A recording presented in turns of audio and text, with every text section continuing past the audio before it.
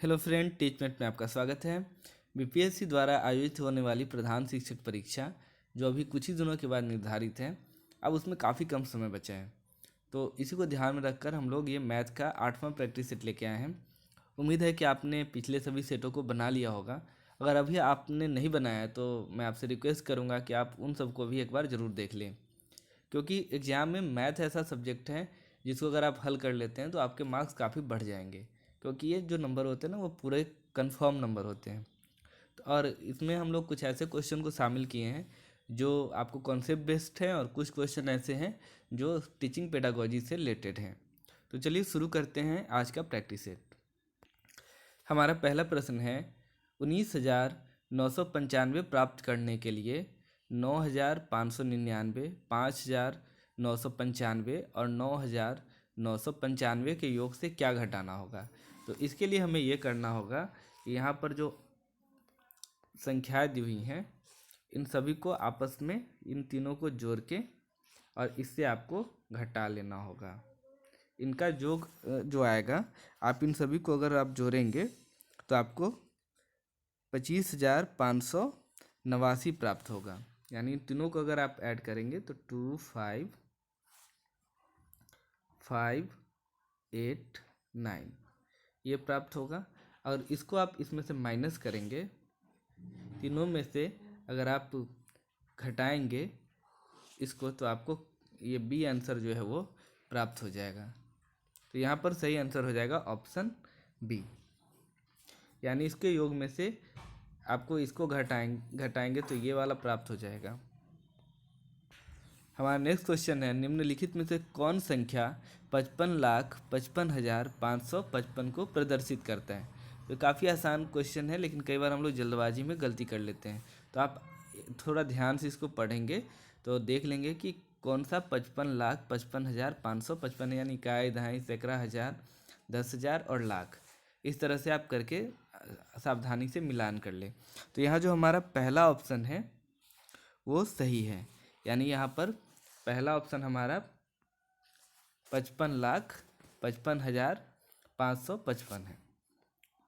हमारा next question है, कुसुम अपने मित्रों के साथ शाम को तब खेलती है जब घड़ी की दोनों सुइयां 6 पर होती है। इस समय को एक 24 घंटे वाली घड़ी में क्या कहा जाता है। तो यहाँ आप देखिए, उस कुसुम का कहा गया है कि उस समय खेलती है जब घड़ी की सुइयां दोनों 6 पे होती है, यानी कि यहाँ पे दोनों 6 पे है, यानी बड़ी सुई दोनों यहाँ 6 पे है, यानी 6:30 हुआ है। समय क्या होगा, 6:30। तो आप अगर 12 से 6 जोड़ेंगे तो 18 और 30, यानी कि 18:30 यहाँ पे सही आंसर हो जाएगा। 24 घंटे में 12 के बाद 13, 14, 15, 16 ऐसे होता है। तो 12 के बाद जो 6 घंटा होगा वो होगा 18, और चूँकि आधा घंटा और बढ़ जाएगा तो यहाँ पे 18:30 सही आंसर हो जाएगा। हमारा नेक्स्ट क्वेश्चन है, भिन्नों 3/15 और 7/12 का योग जो है वो क्या होगा। तो इसको आप बटा पर का जोड़ करेंगे जो कि काफ़ी आसान होता है, तो आपका सही आंसर यहाँ पे मिल जाएगा। जैसे यहाँ पे हम लोग क्या करेंगे तो 3/15 और प्लस 7/12 लिख लेंगे, और यहाँ नीचे वाला जो हर है यानी 12 और 15 का एलसीएम लेंगे तो 60 आ जाएगा। और इस तरह से यहाँ पर आप इसको जब सॉल्व करेंगे तो आपको कितना प्राप्त हो जाएगा, तो ये हो जाएगा आपको यहाँ पर आ जाएगा 12 और प्लस यहाँ पे हो जाएगा 30। और इस तरह से आपको यहाँ पे हो जाएगा, जब जोड़ेंगे तो यहाँ पे आपको प्राप्त हो जाएगा 15 और 12 का निकालेंगे एलसीएम तो 60 आ जाएगा, और 15 से 60 कटेगा 4 बार में, और 4 थी यहाँ पर 12, और प्लस 12 से 5 बार में, अब 5 सत्ते 35, और आप 12 और 35 को जोड़ेंगे तो यहाँ पे 47/60 आपको प्राप्त हो जाएगा। यानी सही आंसर यहाँ पर हमारा बी हो जाएगा। यहाँ पे बी हमारा करेक्ट आंसर आ जाएगा। अब नेक्स्ट क्वेश्चन को देखते हैं। एक वर्ग की परिसीमा 20 सेमी है। इसके एक कोने से 1 सेमी भुजा वाला एक छोटा वर्ग काटा जाता है। नए आकार की परिसीमा में क्या परिवर्तन होगा। तो यहाँ पे नए जो आकार है उसकी परिसीमा में कोई परिवर्तन नहीं होगा, अतः नए आकार की परिसीमा वर्ग की परिसीमा के ही बराबर होगी। तो यहाँ पर सी आंसर हमारा जो है वो करेक्ट हो जाएगा। हमारा नेक्स्ट क्वेश्चन है, 5 विद्यार्थी अपनी पेंसिलों की लंबाई स्केल की मदद से मापते हैं जिनके परिमाप निम्न प्रकार हैं: 15.5, 12 सेमी, 11.8 सेमी, 9.7 सेमी या और 7 सेमी। सभी पेंसिल की औसत लंबाई क्या होगी? तो औसत में आप जानते हैं सभी संख्याओं को जोड़ के और जितना है उससे भाग किया जाता है। तो 15.5, 12, 11.8 इन सबको जोड़ के आप 5 से भाग करेंगे तो यहाँ पर आपको सही आंसर प्राप्त हो जाएगा। यानी आप सभी को जोड़ेंगे तो आपको 56 प्राप्त होगा और इसमें आप 5 से भाग कर देंगे तो आपका सही आंसर जो है 11.2 प्राप्त हो जाएगा, यानी डी ऑप्शन यहाँ पे करेक्ट हो जाएगा। नेक्स्ट है, 2 सेमी भुजा वाले 18 वर्ग एक करेंसी को पूरा ढक देते हैं। एक करेंसी को ढकने में 18 आपको वर्ग लगता है। 2 सेमी भुजा वाले 18 वर्ग एक करेंसी को पूरा भरता है। 3 को भरने में कितना लगेगा? तो ये काफ़ी आसान है, 1 को भरने में 18 लग रहा है तो 3 को भरने में 18 गुने 3, 18 3 54। तो देखिए सिर्फ भाषा थोड़ा कठिन बनाया गया है, सवाल काफ़ी आसान है। यहाँ डी ऑप्शन हमारा करेक्ट हो जाएगा। तो इस तरह से आप मैथ के क्वेश्चन को छोड़िएगा मत, एक बार पढ़ के देखिएगा। कई बार क्वेश्चन देखने में कठिन होता है लेकिन वो आसान ही रहता है। एक एक नंबर आप अगर लाएंगे तो ही आप अच्छे से ज़्यादा मार्क्स ला पाएंगे और आपका सिलेक्शन कंफर्म होगा और अच्छे जगह पर आपका पोस्टिंग हो पाएगा। तो चलिए अब देखते हैं अगले क्वेश्चन को। चतुर्भुज को पहचानिए, मेरी 2 सममित रेखाएं हैं, मेरे सभी कोण 90 डिग्री के हैं। तो देखिए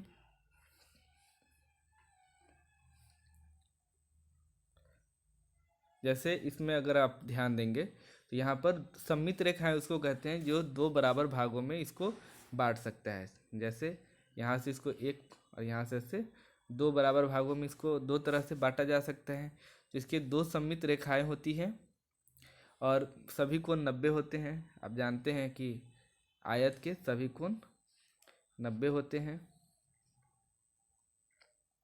तो ये यहाँ पर कौन सा हो जाएगा? उस चतुर्भुज को पहचानना है जिसके 2 सममित रेखाएं हैं और सभी कोण 90 डिग्री के हैं। तो यहाँ पे आयत जो होता है ये सही आंसर हो जाएगा।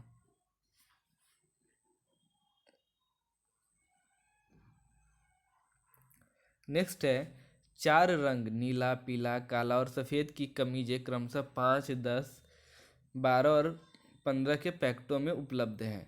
यदि दुकानदार को चारों रंग की कमीज समान संख्या में खरीदनी हो तो उसके द्वारा विभिन्न रंगों के खरीदे जाने पैकेटों की न्यूनतम संख्या क्या होगी?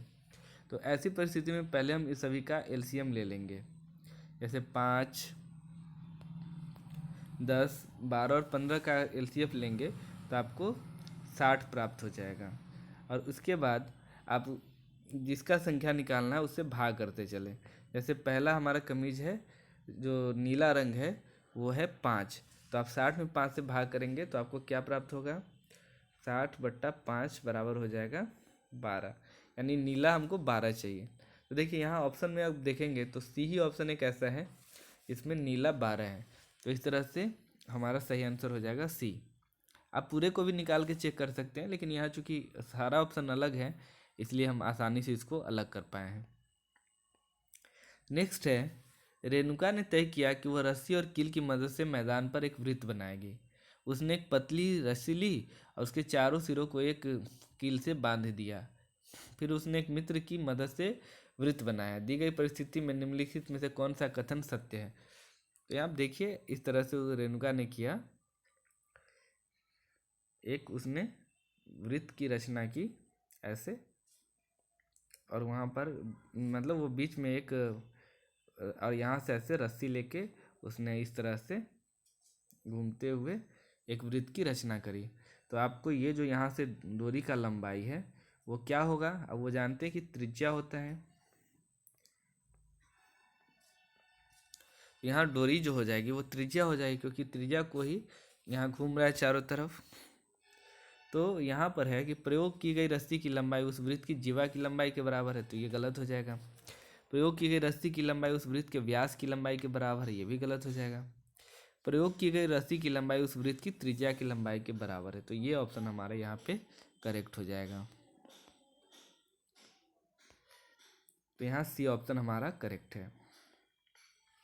हमारा नेक्स्ट क्वेश्चन है 51.2/3 किलोग्राम चीनी से 3/4 किलोग्राम के कितने पूर्ण पैकेट बनाए जा सकते हैं। तो इसमें तो सामान्य तौर पे हम इसमें भाग कर देंगे, तो हमारा करेक्ट आंसर यहाँ पे आ जाएगा। आप 51.2/3 को चाहे तो ऐसे भी लिख सकते हैं 155/3, उसको आप सॉल्व करके देखेंगे। और इसमें आपको भाग करना है किससे, तो इसमें आपको भाग करना है 3/4 से। इसको आप सरल करेंगे तो आपको यहाँ पर सही आंसर मिल जाएगा, जो हो जाएगा 68। यहाँ हमारा करेक्ट आंसर आ जाएगा बी। नेक्स्ट है निम्नलिखित में से कौन सा कथन सत्य है। एक एक अभाज्य संख्या है, एक एक भाज्य संख्या है, एक एक अभाज्य और भाज्य दोनों संख्या है, और डी है एक न तो अभाज्य संख्या है न ही भाज्य संख्या है। तो यहाँ डी ऑप्शन करेक्ट है, क्योंकि देखिए भाज्य संख्या उसे कहते हैं जिसमें 2 से पूरा पूरा भाग लग जाता है, तो एक में तो 2 से भाग लगेगा नहीं पूरा पूरा।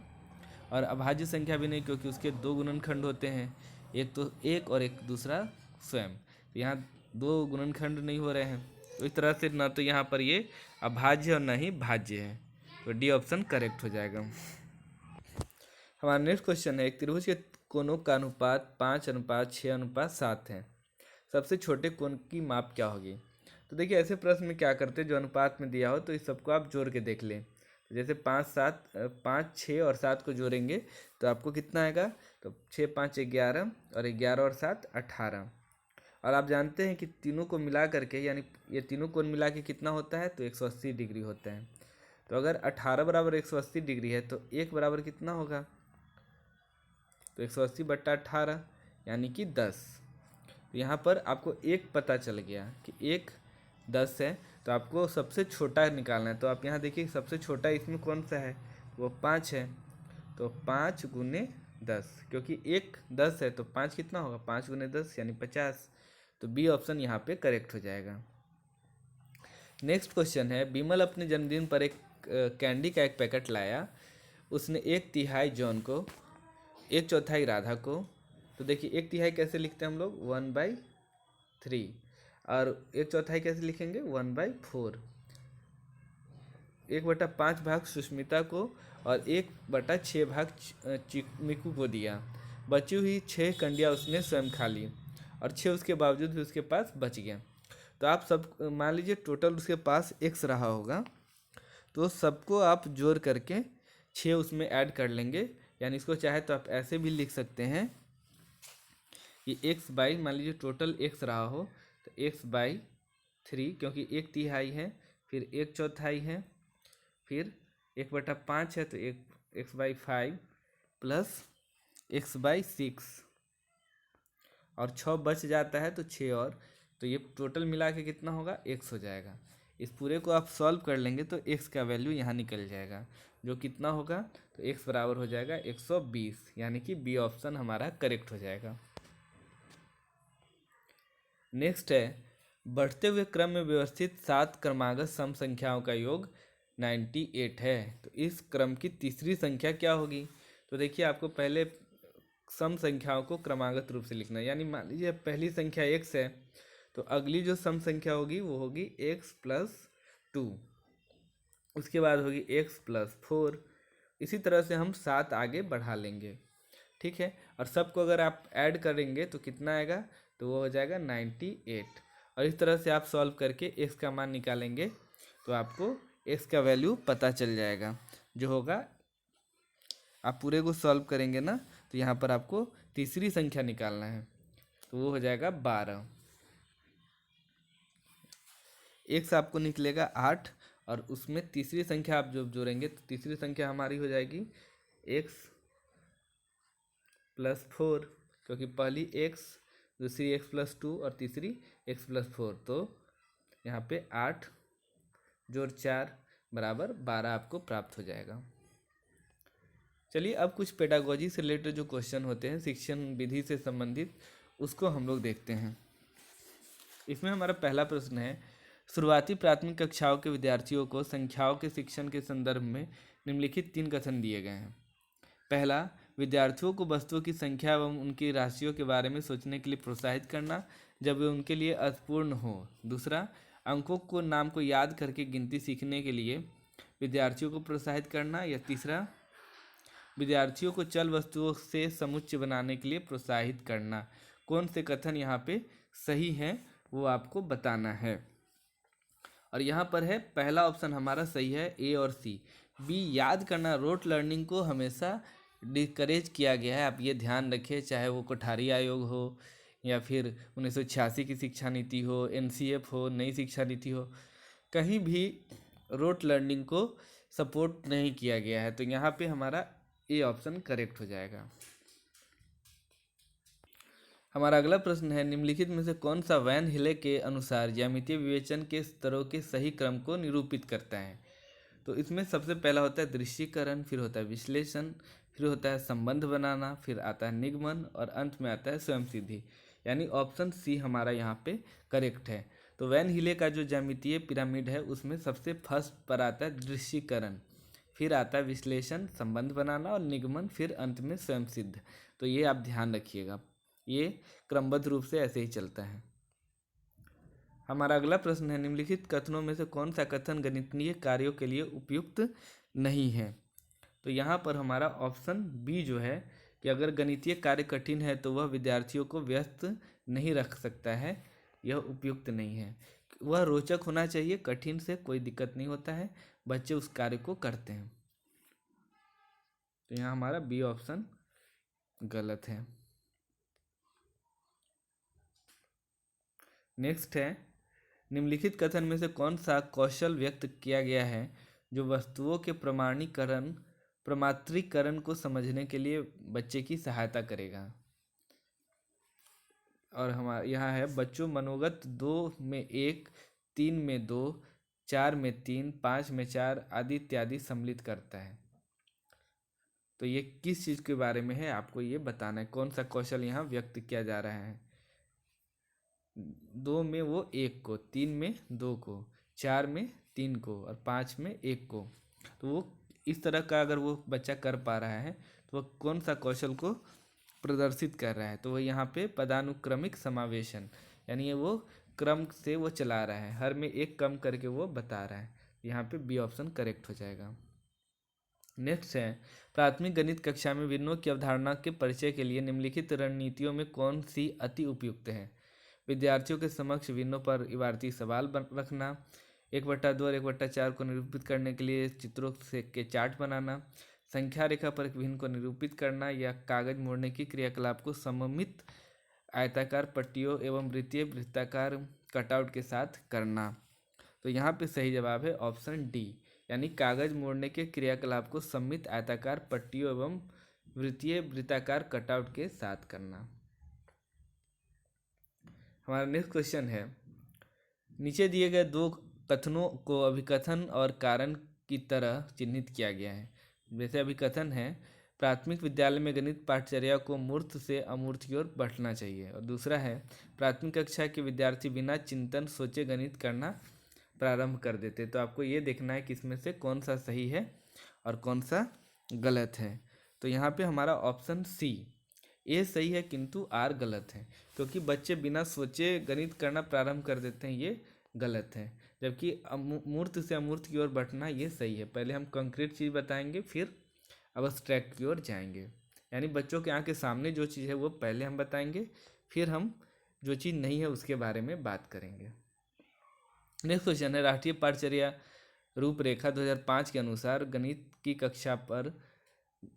में कक्षा पर आधारित आकलन के बारे में कौन सा कथन अति उपयुक्त है।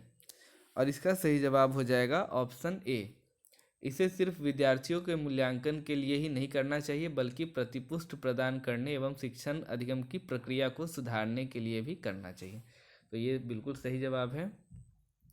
नेक्स्ट है, निम्नलिखित में से कौन सा या कौन से कथन प्राथमिक स्तर के अधिगमकर्ताओं में गणित अधिगम के बारे में सही है। और हमारे ऑप्शन है, बच्चे विद्यालय में गणित के बारे में कुछ विचारों के साथ आते हैं, ये तो बिल्कुल सही है।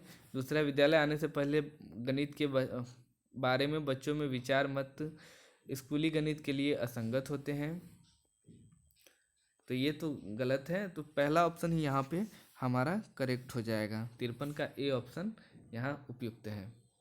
आप अन्य ऑप्शन भी देख सकते हैं, लेकिन यहाँ पर हमारा पहला ऑप्शन ए और डी, सॉरी यहाँ पर डी, प्राथमिक कक्षा के बच्चे परिवेश में आकृतियों को पहचानने में सक्षम होते, ये भी सही है। यहाँ पर हमारा पहला ऑप्शन यानी ए और डी दोनों सही हो जाएगा। नेक्स्ट है, राष्ट्रीय पाठचर्या रूपरेखा 2005 के अनुसार गणित पाठचर्या का प्रमुख लक्षण या रूपक कौन से हैं। इसमें आपको सही विकल्प पहचानना है, तो इसमें आपका सही विकल्प हो जाएगा ऑप्शन सी यानी ए और बी। ए है, इसे महत्वाकांक्षी एवं सुसंगत होना चाहिए, और सी है, इसमें अधिक संख्या में योगात्मक आकलन को सम्मिलित किया जाना चाहिए। यानी कि हमारा यहाँ पे जो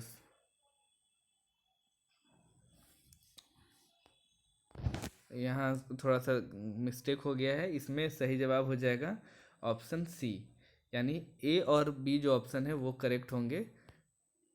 यानी इसमें है कि इसमें महत्वाकांक्षी एवं सुसंगत होना चाहिए, और इसमें क्रियाकलाप गतिविधियों पर केंद्रित होना चाहिए। छोटे बच्चों में हम योगात्मक आकलन यानी सुमेटिव असेसमेंट पर ज़्यादा ध्यान नहीं देंगे, और न ही सूत्र पर ज़्यादा फोकस करेंगे, तो यहाँ ए और बी सही हो जाएगा। मिस प्रिंटिंग के कारण थोड़ी सी गलती हो गई थी। नेक्स्ट क्वेश्चन है, गणित में विद्यार्थी केंद्रित कक्षा का अति उपयुक्त उदाहरण है। अभ्यास के लिए कक्षा में प्रत्येक विद्यार्थी को अनेक प्रश्न उपलब्ध करना। शिक्षक प्रत्येक विद्यार्थी को श्याम पट्ट पर समस्या को हल करने के लिए कह रहा है। शिक्षक विद्यार्थियों के निजी व्यक्तिगत अनुभवों से उनकी गणितीय समझ के निर्माण हेतु कक्षा में विद्यार्थियों के साथ व्यस्त है, या शिक्षक श्याम पट्ट पर समस्या को हल कर रहा है और विद्यार्थियों को कलन विधि समझा रहा है। तो ये विद्यार्थी केंद्रित इसमें से सबसे उपयुक्त है ऑप्शन सी, यानी शिक्षक विद्यार्थियों के निजी व्यक्तिगत अनुभवों से उनकी गणितीय समझ के निर्माण हेतु कक्षा में विद्यार्थियों के साथ व्यस्त है। नेक्स्ट क्वेश्चन है, निम्नलिखित में से कौन सा या कौन से प्राथमिक कक्षाओं की गणित पाठ्य पुस्तक के बारे में अति उपयुक्त है। और इसका सही जवाब है ऑप्शन सी, यानी कि केवल बी ऑप्शन हमारे यहाँ पे करेक्ट है कि पाठ्य पुस्तक में उपयोग की गई भाषा विद्यार्थियों की रोज़मर्रा की भाषा से बहुत अलग नहीं होनी चाहिए। नेक्स्ट है, निम्नलिखित में से कौन सा गणित के शिक्षण एवं अधिगम की प्रक्रिया से संबंधित नहीं है। अमूर्तन, अन्वेषण, इष्टमीकरण या ऑप्टिमाइजेशन, रटकर याद करना। तो आप यहाँ तो आसानी से बता सकते हैं कि रटकर याद करना यानी रोट लर्निंग जो है वो गणित के शिक्षण अधिगम प्रक्रिया से संबंधित नहीं है। और नेक्स्ट क्वेश्चन है, निम्नलिखित में से कौन सा पोल्या के समस्या समाधान के प्रतिरूप मॉडल का चरण नहीं है। समस्या को समझना, कलन विधि को याद करना, योजना की युक्ति निकालना या योजना बनाना, पुनः जांचना। तो यहाँ पे कलन विधि को याद करना चरण नहीं है, तो ये गलत हो जाएगा।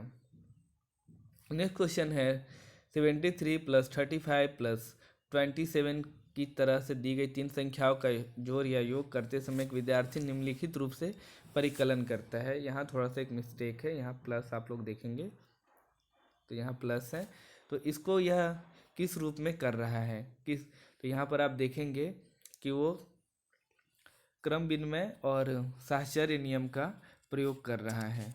यहाँ पर जो हमारा ऑप्शन हो जाएगा वो ए करेक्ट हो जाएगा, यानी क्रम विनिमय यानी कि आगे पीछे करके उलट के लिखना, a + b को b + से ऐसे लिखना क्रम विनिमय, और a + b + c है तो a और प्लस b + c को भी लिखा जा सकता है। यानी इस तरह से, जैसे अगर a + b है तो इसको हम चाहे तो ऐसे भी लिख सकते हैं कि b + a, और अगर इस तरह से लिखा हुआ है कोई चीज़ a + b + c, तो इसको हम चाहे तो ऐसे लिख सकते हैं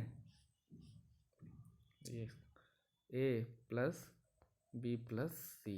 ये साहचर्य नियम हो जाता है। तो इस दोनों गुण का बच्चा प्रयोग कर रहा है। और आज का अंतिम प्रश्न है, एक विद्यार्थी गुणन पर समस्या को निम्नलिखित रूप से हल करता है। आप यहाँ पर प्रश्न देखें किस तरीके से है। तो विद्यार्थी द्वारा त्रुटि का अति प्रायिक कारण क्या हो सकता है, और इसका सही जवाब है ऑप्शन बी, विद्यार्थी ने योग की कलन विधि को गुणन में अति विस्तारित कर दिया है, इसके कारण बच्चे में त्रुटि हो रही है। तो यहाँ पर ऑप्शन बी करेक्ट हो जाएगा। तो देखेंगे दोस्तों, ये कुछ क्वेश्चन आज हमने डिस्कस किया। क्वेश्चन काफ़ी आसान थे, ऐसे ही क्वेश्चन आपको एग्जाम में देखने को मिलेंगे, क्योंकि 8 क्लास ही लेवल रखा गया है। तो हम लोग का ये प्रयास है कि अगर हल्का क्वेश्चन आए तो आप लोग से छूटे नहीं, कोई गलती ना हो, इसीलिए हम लोग इस तरह के क्वेश्चन को लेके आते हैं। उम्मीद है आपको ये अच्छा लगा होगा। अगर कहीं कुछ मिस्टेक हो गया हो तो आप हमें कमेंट में बता सकते हैं। Thank you very much.